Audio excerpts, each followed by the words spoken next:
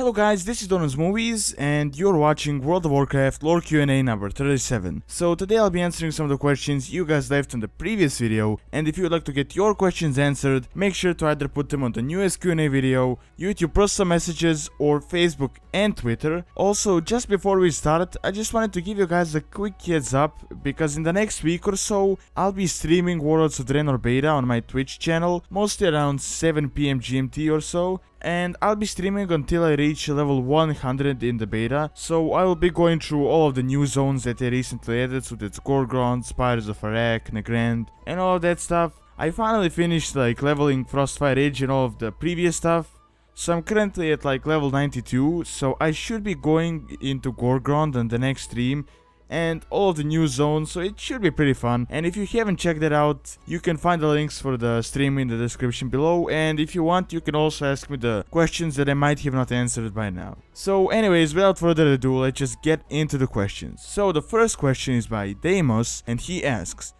this is possibly an easy question or unanswerable question, but what clans are the playable orcs from? Warsong or the Frostwolves? Alright, so I know a lot of you guys know this question, and I thought I'd answer it because I don't really remember getting any questions like these, and there might be some people that don't really know this. So pretty much everything is related to Lord of the Clans, the events of it, even the little game that was there, but pretty much the book, because that's the current the standard. So currently the Horde is built from multiple clans, and as I said, everything is explained in the Lord of the Clans book. And after orcs were defeated in the second war, most of them were captured and then trapped and placed in these human internment camps. So when Troll freed himself and got in contact with his origin clan, the Frostwolves, and he talked to Drektar and he found Orgrim Doomhammer, who once led the Horde, then they pretty much all bonded together, and together with Warsong clan and Grom Hellscream, they started laying these sieges to the camps and started freeing all of the orcs. And later on, these orcs that were actually freed joined up. However, a lot of them in the camps at the time were from many different clans, because they were all a part of the Horde, and pretty much all of the clans kind of bonded together. And all of these orcs in the internment camps were from multiple clans, and some even did a lot of bad stuff and all of that, but they were kind of looking to redeem themselves, and they saw a lot of potential in Troll. And he was actually leading them to that sort of a new lifestyle, so a lot of orcs that were from these different clans joined up together. So you could say that today's orcs are sort of a mix. However, the clans like the Warsong or even the Frostwolf were a bit different. For example, the Warsongs were never really captured by the Alliance and hid inside Lordaeron and all of those parts for a very long time. And even today, they still kind of remain as a clan, even though they're under the Horde. They're a part of the Horde, but they still have their own, not really independence, but they are still sort of a clan. And the same is for the Frostwolves. They're still under the Horde, but they have their own territory and all of that stuff. And also, some clans aren't under the Horde. You could say the clans that are currently active. For example, some Blackrock orcs, like Eitrig, joined the Horde. But the ones that are currently in the Blackrock clan, like the evil ones, or even the Blacktooth Green clan, aren't with the Horde. Or even the Jaggermaw orcs, they were with the Horde with Garrosh, but now they're helping the Iron Horde, so they're not with the Horde, and all of those these evil clans or sects and all of that stuff. So let's get on to the next question. JL53588 asks, what do you think about the Vrykuls? Do you think they could be a possible alliance or a Horde race? Because to me, it seems like they have a lot of potential as a race, and in Wrath of the Lich King, they only seem to be the tools of the Lich King. Alright, so I actually feel like I answered this a few times before, but I'll answer it again because I get a lot of questions about the Tuskar and the Vrykul, and I thought I'd just give it a final answer on this one, so if someone asks, I can just link it. So personally, I don't really see the Vrykul joining up either the Horde or the Alliance for two major reasons. And the major reason, the first one, and the most important one, is the fact that they aren't really friendly, and you could even say they're evil and savage, and they aren't really a good alliance type of a material, like a sort of a person that would just join someone else. They're kind of evil, if you could say that. And the second reason for them not actually joining any of the factions is the fact that we aren't really in Northrend or anywhere anymore right now, at least related to that part, and no one mentioned Vrykuls in like 5 or 6 years or something. There were some small cases in the books, or maybe in like different, like if they were recruited somewhere, but they haven't really been relevant in the past 5 or 6 years, so I don't really see them adding them as a faction right now. Even if you go to Northrend and they kind of are relevant, it's still gonna be pretty hard, because, I don't know, they just aren't really a faction type of material, so I don't really see them joining like the Alliance, and especially not the Horde. Alright, and the next question is by Andrea, and he asks, demons can't be totally killed, right? But they can somehow be made non-demons and then killed forever. Alright, again, I sort of brushed on this question in the previous Q&A, although I talked about Archimonde, I didn't really answer this exact question. So I'll try to make it clear, because I get a bunch of questions about the demons, about the Twisting Nether, and the Burning Legion, Sargeras, and all of that stuff. And right now what I'm going to tell you is sort of like my interpretation, and nothing like official or like super canon or like fully confirmed or whatever it is. But I believe that demons have sort of these two forms in a way, if that makes any sense. For example, when they come to a world like Azeroth, they are in, I guess, the present form, but while their other form kind of stays back. I don't know if it's in the Twisting Nether or somewhere else. But when you kill them, their current form, like the physical form, like their physical manifestation, disappears.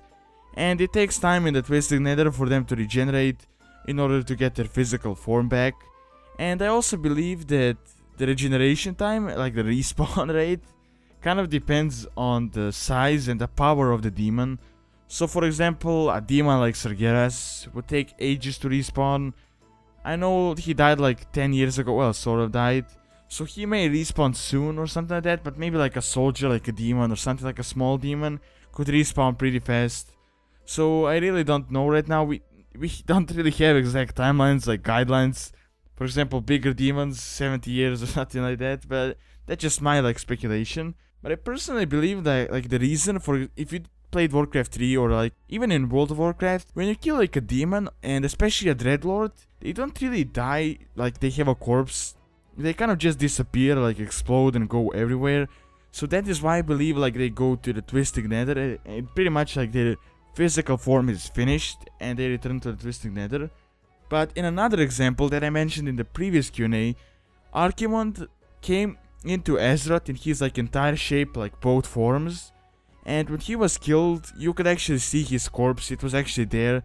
Meaning that he did not actually go into the Twisting Nether, and he is most likely dead. And also another thing is, same could probably be said for Illidan, even though Blizzard said that they want to return him back due to so many people saying how he's an awesome character and how they want him back. And probably because they worked a lot in his lore, so they might try to do some sort of a redemption story for him. So it is possible, even though it may not make as much sense, but you know, he's probably gonna come back. That is just my opinion.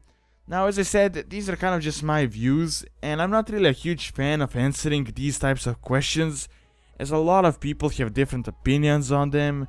But as I said, these are just my kind of like interpretation of it. And the thing is, this area, and just like the Old God area and the Titans, like their entire lore, is kind of not fully fleshed out, and you can say it's like sort of a gray zone, so no one really knows everything about it.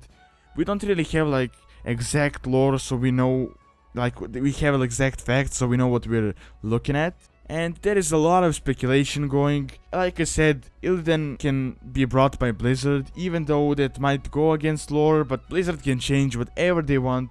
And because this is sort of a gray zone, as I said, they can always add new stuff and change the rules and all of that stuff, so everything could be possible. Even Archimonde could come back, even though he's probably dead by the current rules, but as I said, something can't be changed, so yeah, it's probably, I can't really like give you a definite answer on this one. And the last question is by Lewis, and he asks, where do Warlocks draw their power from? Alright, so I actually got this question a few times before, and I didn't really want to answer it, because even though, as I said previously, the entire demon thing, the Twisting Nether, is still really a mystery. And don't really take my entire word for it, this is kind of just my opinion how the Warlocks get their power. I believe the 3 different specs get like the power in a different way, but I'm just going to give you like a general view. So what I actually believe is that they tap into the Twisting Nether and actually get the power from the Twisting Nether, and in the process they lose a part of their soul. And they can also control these demons, like the demons you can spawn. I believe like the imps are the easiest to control and the other guys are kind of harder. But I believe they control demons either by making a pact with the demons and they provide their essence in return, or they just straight out like subjugate and control the demons. And Warlocks, even though they're really common in the game and are like a common class, they aren't really all that common in the lore. And are considered to be one of the strongest like casters in the world. They're like physically weak, but they're stronger than the mages, for example, because they're like, you could say like mages on steroids. And they're physically weak, they can't fight, but they can like cast insane spells and all of that. But I believe like the spells they cast costs them a lot more than it costs for mages. And both the Alliance and the Horde kind of barely tolerate them, and not everyone really likes the Warlocks. Everyone kind of mistrusts them, because a lot of corruption went on, especially with the Horde. A lot of corruption went on with the Burning Legion and all of these demons, so people don't really want to be around them. Because even if they are really good, they can still like succumb to the corruption and can go like super mad. And usually they either kill them or they go on and start like sort of a cult or something like that. But I guess the Alliance and the Horde tolerate them because they're great weapons. For example, if you're Horde, they use the Warlocks to work against the Alliance because they're very powerful casters. So I believe the main purpose is just as a weapon, and they aren't really like honorable or trusted by other people. Even though like if you have a Warlock, you can kind of make a backstory however you want it. But this is kind of just the general guidelines, I guess. Alright, that is pretty much all I have for this Q&A. A new Torrent RP guide should be coming out in a few days. Also some new types of videos for a different game, although don't worry, I'll still be going on with World of Warcraft Q&As, lore videos, RP guides and all of that just on a regular schedule.